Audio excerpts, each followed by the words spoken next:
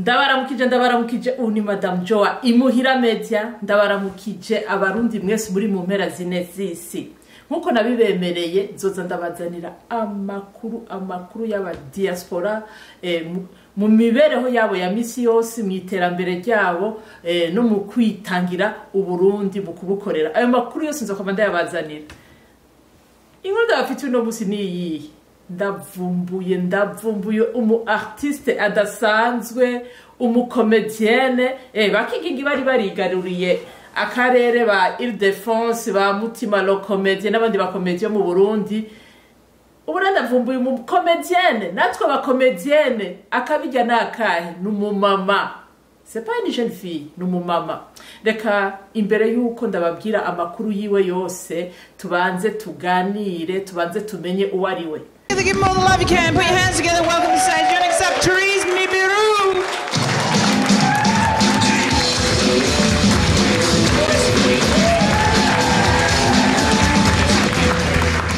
Thank you. Thank you for your support. By the way, I'm a mother of 4 handsome boys. They are all under 6. Don't get it wrong. They know multiple pregnancies is one after another. That makes me a full-time mom. Some of you were looking at me and thought I'm expecting again. No, that is my normal belly fat. But I tried to lose it, not once, not twice, but 3 times. As you might not know, as an African married woman, before you lose any part of your body, you have to agree with your partner. I agreed with my husband, I'm going to lose my belly fat, not touching my round chest or my hips, my kwasa, because I might not be able to dance kwasa without it. So the first time I hit the gym, I was so excited and I forgot which part of the body I was going to lose. It's not funny because I had to go for the second time. You know, at the gym, everyone has different shape. Some people have the shape that you are already looking for, but they are still there. So the second time I was there, I was busy figuring out what each and everyone was going to lose. And I noticed that I've lost my mind by not minding my own business. Yeah, you think it's funny. That was the second time I wasted. So, you know, breastfeeding while trying to lose weight while breastfeeding is not easy. It was my hardest challenge. So I went to the gym and I was like, I'm losing belly fat and I'm minding my own business. So the personal trainer was like, what can I help you? I want to lose my belly fat. Oh, she was like, diet is the best way to go. And I was like, okay. She was like, eat 1 apple, 2 spoons of rice, and so on and so forth. And I started writing it down. And then she was surprised to see me doubling the numbers. And she looked at me and she was like, how comes you are doubling the amount of food you are going to eat? And I was like, don't forget I breastfeed. I eat for 2 people. Yeah, my friend, she's scared of lizard. When we came to Australia, we get all information. In Australia, they have this lizard called blue tongue. So one day we were sharing pictures by messaging, and it was tedious because we were taking forever. And I was like, oh, actually, Bluetooth is quicker. And she looked at me terrified. She was like, is Bluetooth the type of lizard as blue tongue? How do I know? Kids are really fabulous. They are amazing. They make my days, my boys. So one day, we were watching TV, eating popcorns. And then I had the 3-year-old boy, Eddie, and I had the 2-month-old. Then when we were eating, Eddie said, Mommy, can we give some popcorn to baby? I said, no, we can't. He's little. We can't give him solid food. So I'm like a processor machine. I eat the food, I give him my milk. Okay. And then he said, oh, okay, I got it. ndabaramukije cyane Mme Jo. muraho murakomeye tumeze neza nawe. basha tumeze neza cyane nashaka wibwire abakunzi ba Imuhira Media bamenye amazina yawe. Okay, ku mazina y'abavyeyi nitwa Tereza Miburo, ariko nanje nkunze kwivuga nitwa Tereza Mukunda abantu ngise mutima ukeye ntuba wihenze. Nzira kubesha kuko akongondera ko mubesha sinyangere ko mugize kuri kuko kuri guca muziko n'ingusha. Simvuga wese simvugira umugumi kumuvumba. Munda kuvuga mu babigize umwuga na karemondere vuga kuzere kugurize kugurize n'abagize ijambo. Kandi akuneba n'ijambo zuriwe n'uburebwi. Munda kandi gusetsa kuko gusetsa n'ibintu byanje. Nasanze bitanga amahoro mu mutima kandi bigatuma umuntu ahorana umutima ukeye. Tereza Mukunda abantu umuntu w'abantu akunda umuntu. Kuko ufise ubuntu abafise abantu ubuze ubuntu ababuze abantu n'ibintu kandi ahorana intuntu. Nakari kugutunga siko gutungana bari kugutunganirwa n'iryo tungo kandi mwingana bagenda. Iyo nivuze nuko nkunda kuvuga. Iryo zina none iryo zina ni izina rimwe n'amazina menshi murumva iryo zina ryose bantu b'Imana bakunzi ba Imuhira Media je ntaryo noshobora kabisa. Ego ariko rya mbere ryo nashoboye kurifasha ku mutwe rimwe yitwe n'abavyeyi ari we Tereza. Ego nuko rero Tereza jewe naragiye ubuso umwe ndiko ndaraba muri réseaux sociaux mbona umukomedienne hajya ariko atwenza abantu ndaraba ndavuga ati uyu muntu ntegerezwa kuzomurondera gushika naho ndamuronka ariko Imana yarafashije ndakuronka. None musanzwe mutuye muri Australia niho mbarizwa. uri muri Australia? Yego. Ego murafise umuryango muracara bigeme canke murubatse? Ndakuze n'ubibona byakandibeshwa. Ndi umumama mfise abana batanu. Abana batanu mugabo wogira ngo ufise imyaka 18. Abana batanu. Murakoze ndakuze mfise abana batanu. Gusa nuko nabakurikiranije ari bato bato. Yego. Mukuru afise imyaka 10 kugeza 11. Sha nukuri utakujijura kujije kabisa. Hama narakuravye nsanga uri kutwenza abantu wararonse n'ubushimwe mu gihugu ca Australia. Remarkable individual who embodies the spirit of seizing every opportunity, from teaching swimming to new Australians, to educating high school students in maths, to gracing the stage as a stand-up comedian, all while raising 5 children. Jesus. Please put your hands together for this amazing woman. Teresa's approach is straightforward. Make the most of every chance. In a domain often dominated by men, her presence as a stand-up comedian showcases that determination can overcome boundaries. Her humor serves as a powerful tool in shedding light on various truths within Burundian society, inspiring countless women to pursue their aspirations. Congratulations, sir.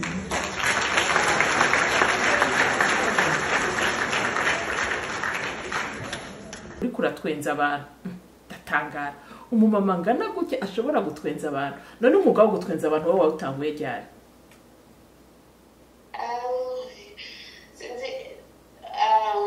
kubikora nk'umwuga nabicara mu 2018 ariko namwe ari umuntu akunda gutera inkuru akunda kubahana abantu bariko baratera inkuru nkakunda no gusetsa ariko umunsi umwe hari kuri mariage ya musaza wanje ndamubwira nti nzosetsa abantu kubera narabona ukuntu muri mariage n'amajambo gutamba gake hanyuma ndamubaza nzosetsa abantu ndabikora mbona barabikunze mu nyuma niyumvira ukuntu nabikora no mu Congereza cyangwa ivyigwa vy'iminsi 2 canja kuri stage canja bikora mu Congereza mbona barasetse cambandaniriza.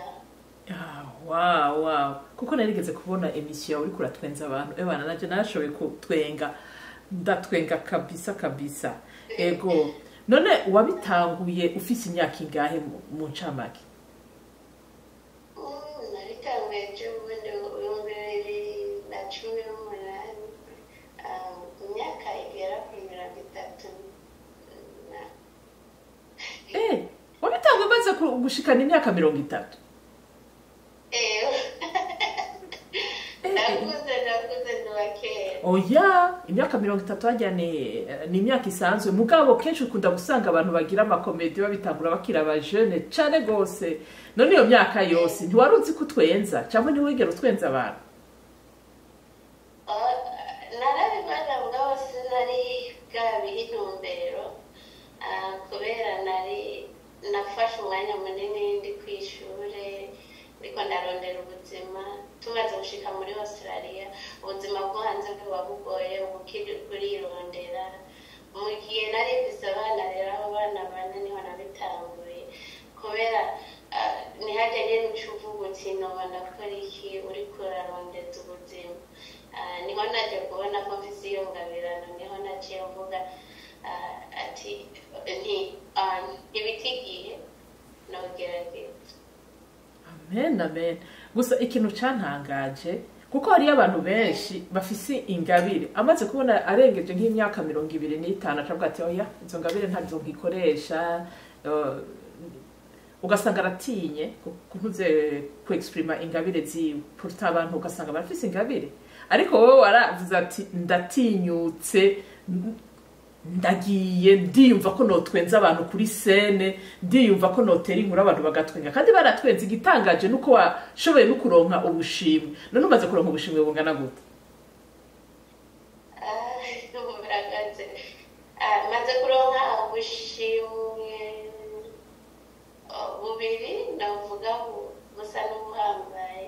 Kamwe bakitwa Queensland Award, kwasanzwe mba muri Australia mu ntara ya Queensland. Nagashimwe baha umuntu afise ikintu cy'ingirakamaro ariko arakora muri community. Umuntu haraba nomination, rero iyo ubaye nominated nuko hari abantu baba babona yuko ivyo ukora bifise akamaro. Ako gashimwe gatangwa rimwe mu mwaka. Akandi nako mperuka kuronka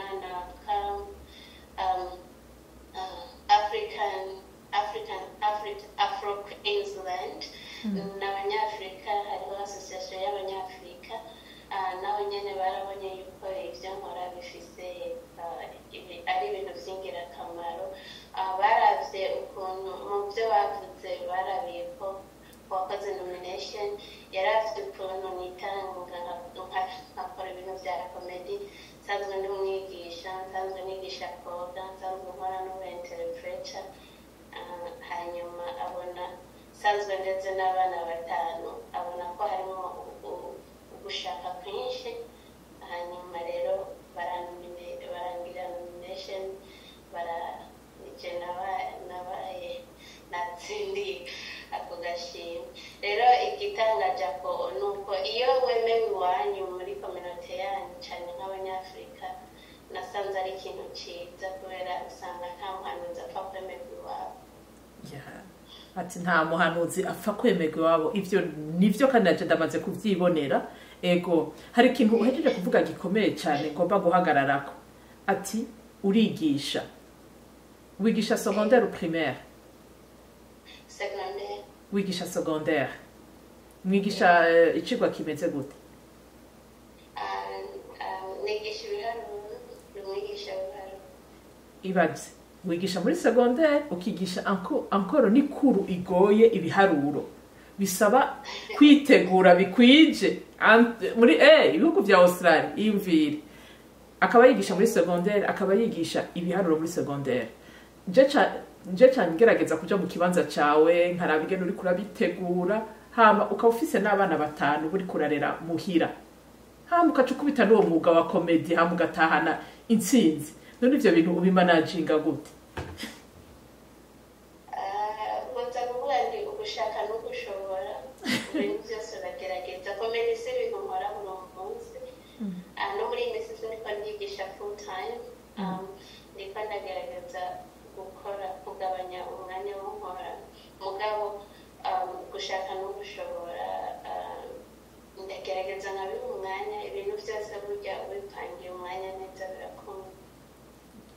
None ntuze apare ayo makompetisiyo yashoboye kugira hama ugatahana agashimwe, aba muri community y'abarundi bahora bagutumira kugira ngo uze kubatwenza nko mu manza cyangwa mu maspectacle?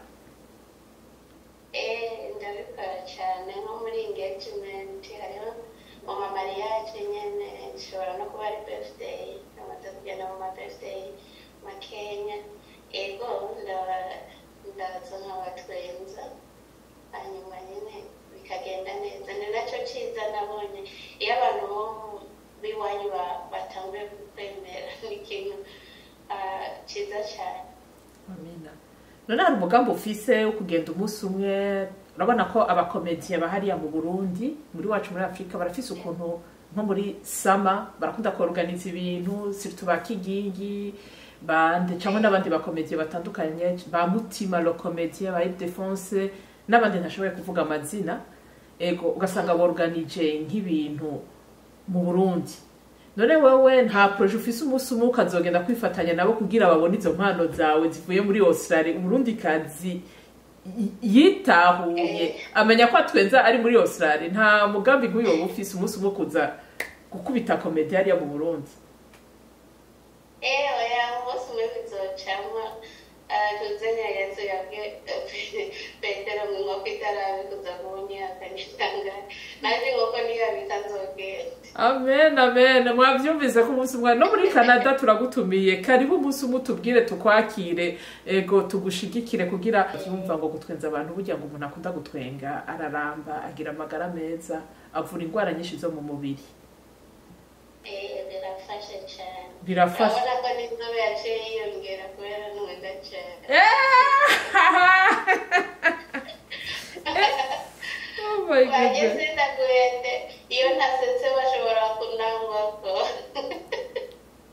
Aratwenza ahubwo profita uvuge nuzenya aho bashobora kukuronka mu manuze mu ama platform yawe, aho bo kuronka kugira bagukwirikirane. Nukuri ahubwo umbonye yitonze cyane kuko muri ko murabegera ariko ratwenza abantu. Je naragerageje kumukwirikirana, ndavuga ati uyu muntu nzomurondera, ariko Imana ishimwe ko nashoboye kumuronka. Ego ugira abantu bagukwirikirane bavyibonere. Aha bariko barabona uri muri emission gutya bibaza ati Mme Jo ariko arashikuza. Please genda mu mwironderere mwenyene muri commentaire muzoce mu mwandika muvuga ati Mme Jo yarababeshe. Kuri YouTube nitwa Tereza Mukunda Abantu. Tereza nyene mu Kirundi. Mukunda Abantu. Hanyuma kuri ntunzanya kuri Facebook ni Tereza Miburo, ni nakoresha izina Tereza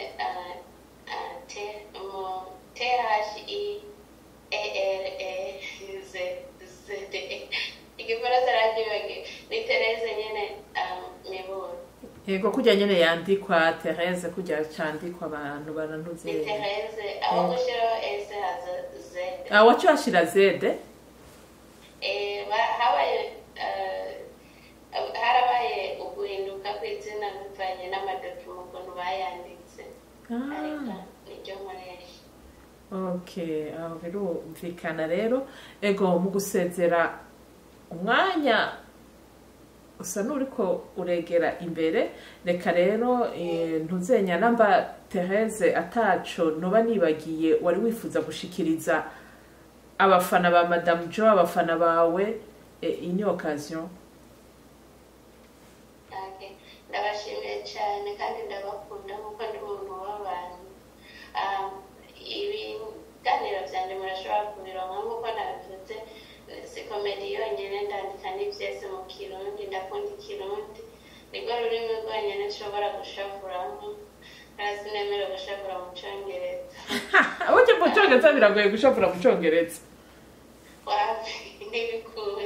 Kuko je ndibuka hari mu banyi, kuko je nabaye mu bantuze mu province abiri atandukanye muri Canada, nabaye Montreal, hari mu twabana Montreal ku kazi ashavuye, naho yaba umushefu wari umuzungu, naho umushefu wari umuzungu ashavuye kugira yi exprime ugaca avuga mu kirundi abazungu bakabati mbega umuntu n'ibiki ati uri kuvuga mu rurimi rwawe niho ishavu risohoka neza nawe ati unezererwa mu rurimi rwawe ugashavurira mu rurimi rwawe kandi ivyo ni ivyo vraiment ashavu yaca bakubita ikirundi abazungu bakavuga ati mbega uyu muntu vyagenze gute birapanze neza ati ibi bintu ariko aratubwira n'ibi nawe arenciye numvuga asubiyemo uvuze mu kirundi cyawe mu rurimi rwawe biva mu mutima ibyo uvuze bivuye mu rundi rurimi biva mu mutwe biva mu mutwe kenshi nuko rero kirundi niho numva mfise amahoro menshi cyane amina nuko rero Tereza urakoze cyane rwose nibaza ko n'undi munsi tuzoguhamagara nzotwitaba